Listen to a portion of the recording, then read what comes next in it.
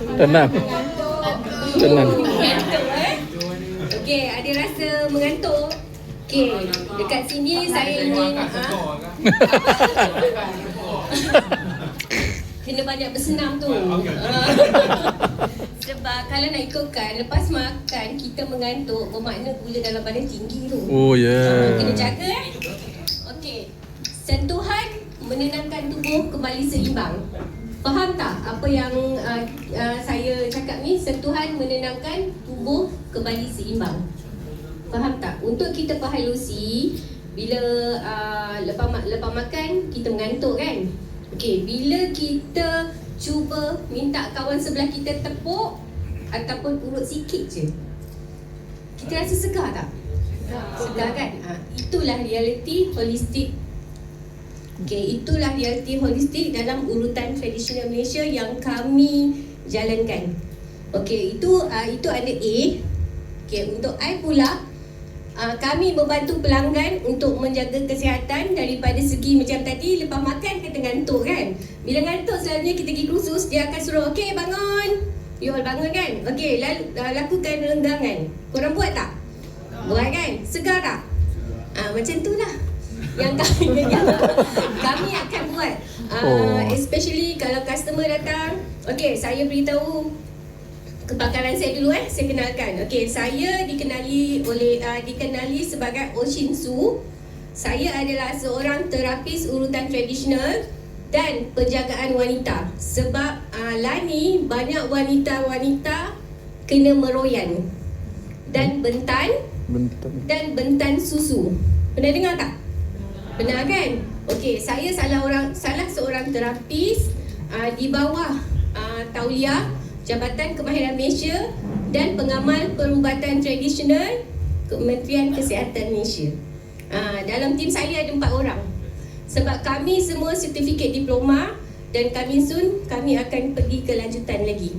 Okey, sebenarnya urut sekarang bukan sebarang urut tau. You all perasan tak? You all pergi mana-mana, macam-macam orang urut kan? You all pergi je serah badan, perasan tak? Mula-mula you pergi memang you rasa okey. Tapi lepas urut, you bagi feedback, apa ni kak? Dia tepuk. You all sini tak tahu apa yang you all nak. Okey, sekarang ni kerajaan dia dah martabatkan tau untuk terapis-terapis yang diiktirafkan. You all boleh check data terapis tu melalui IC dia. Sebelum you nak urut, you nak tahu dia berdaftar ke tak berdaftar di bawah KKM ataupun Jabatan Pembangunan Kemahiran, you minta nama dan IC. Untuk memartabatkanlah kami semua yang belajar under CJ Kemahiran Malaysia, under Diploma Kemahiran Malaysia, under Diploma Lanjutan Malaysia. Di LKM tu seumpama macam ijazah. Kami adalah tauliah. Jangan ingat urut ni hanya biasa saja. It's a tradisi. Dia memang tradisi, tapi kita upgradekan ke akademik juga, ada kemahiran. Okey. Dan sentuhan tradisi, ilmu dipelajari, pengalaman diperhalusi. Yang pengalaman diperhalusi ni lah yang saya cakap. Ada orang cakap dia bidan keturunan. So kita perhaluskan lagi, kita suruh pergi belajar. Itulah sekarang TVET buka pada semua peluang muda-mudi start daripada 17 tahun dan sampai dan 17 tahun ke atas lah.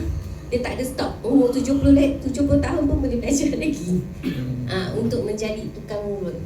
Dan pastikan semua hari ni kan, bila kami ada berempat, pastikan semua lepas you all balik rumah, lepas makan, lakukan exercise, buat regangan, banyakkan minum air. Okey? Sebab memang selalunya selepas makan semua akan mengantuk, termasuk saya. Tapi saya bila saya fikir, kadang-kadang saya tercelik juga.